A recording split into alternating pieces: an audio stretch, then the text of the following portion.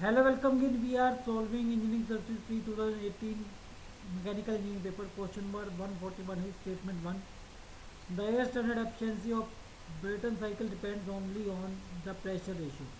Statement 2. For the same compression ratio, the air standard efficiency of Brayton cycle is equal to that of Otto cycle. So options are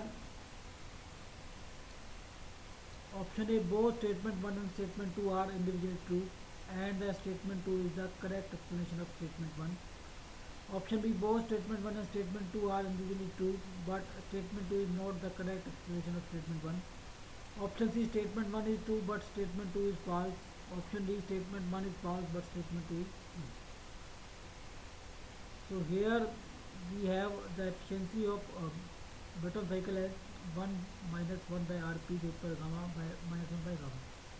Rp is pressure ratio and the efficiency of Otto cycle is 1 minus R 1 minus 1 by R gamma minus 1. So Rp is pressure ratio and R here is compression ratio.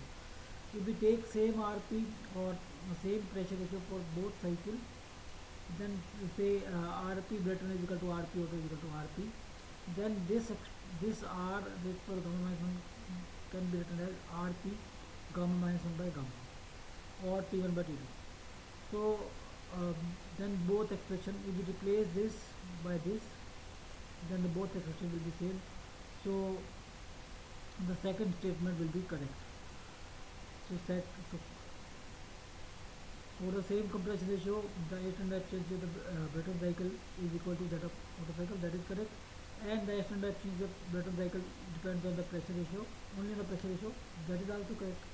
So answer is option B, but it is not the correct explanation of this first statement. So answer is option B. Both statement 1 and statement 2 are indeed true, but statement 2 is not the correct explanation of statement 1.